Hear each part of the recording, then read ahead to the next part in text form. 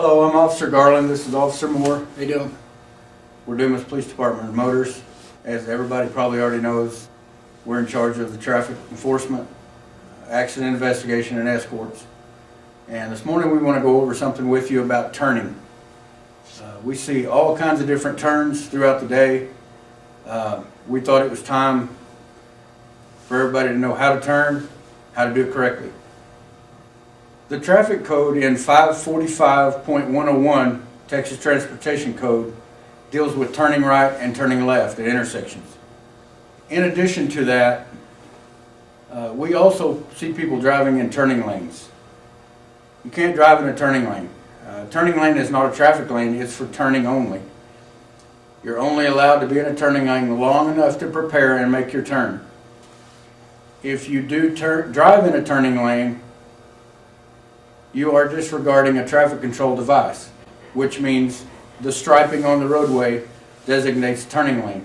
If you drive in the turning lane, you're disregarding that traffic control device. So if you come up to an intersection and you see traffic backed up, but you're going to turn left in the turning lane, you have to wait until you get closer to that intersection to get into the turning lane. Right. And you can't drive down the turning lane to pass all those cars backed up. And usually there is a designated spot in that turning lane to where you can't enter the turning lane.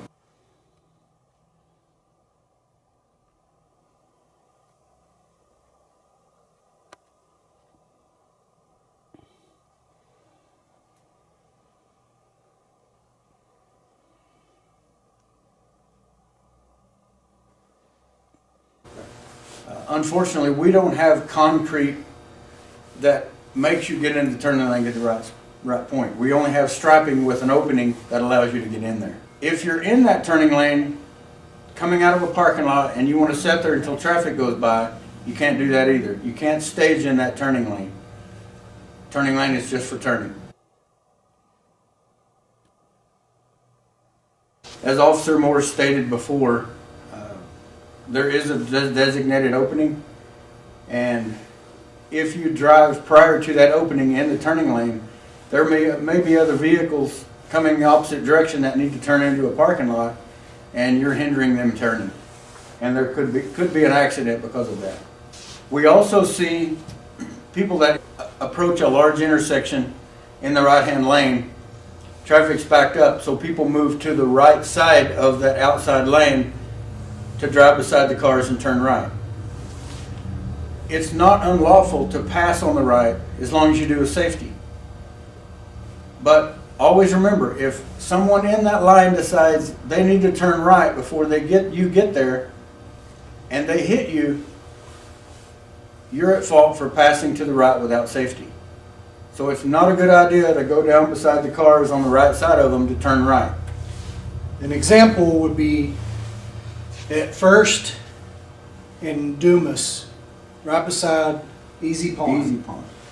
When you're coming up north onto East and Dumas, East First and Dumas, and you want to turn right beside Easy Pond, that's an example of what we were talking about. Right. Texas Traffic Code says when you're turning right, you have to move to the right portion of the lane before you turn. You have to turn right as close as practicable to the curb and stay in the right-hand lane after you make your turn. Once traffic is clear, then you can move to the left-hand lane if you need to. At a large intersection or major roadway, the right-hand lane or the outside lane is always wider than the inside lane.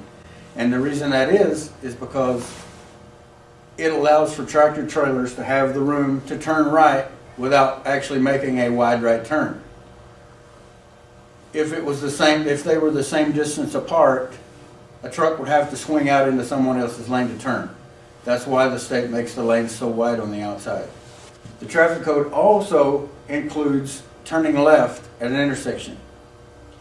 It states you have to move to the turning lane, initiate your turn signal, And as you're turning left, you have to turn inside of the center of the intersection. Okay, the center of the intersection is just that. It's a designated point in the center of the intersection. You have to turn to the left of that center of intersection. Once you're to that center of intersection and you make that turn, you can turn left into any available lane going in the direction that you're traveling. What that means is that after you turn inside center of intersection, you can turn into the inside lane or outside lane if the traffic is clear, if no one else is using that intersection. And that's only on your left-hand turns. Right-hand turns, you always stay practicable to the curb on the right-hand side. If you are turning left, you turn inside of center of intersection into the inside or left lane, and there is a vehicle turning right coming toward you from the other side of the intersection. That allows where both people can turn onto that roadway at the same time. You into the left-hand lane, them into the right-hand lane. Because remember, they have to stay as close to the curb as practicable, and you have to turn into the only lane that's available at that time, which would be the inside or left-hand lane. Now, we also want to talk about when you come up to an intersection and it's backed up, okay, and there's a parking lot or a business right beside you that has an open parking lot, and it is unlawful for you to drive through that parking lot to get to the other roadway that you're trying to achieve. Yeah, I believe the state calls it using a private property to avoid an intersection or a traffic signal. Right. For example, would be First and Maddox. You want to turn on East First. There's a parking lot there. A lot of people go through that parking lot to get onto East First. That's right. And it is a business. They're trying to conduct business, and they don't want to have to worry about getting run over in their own parking lot. Right.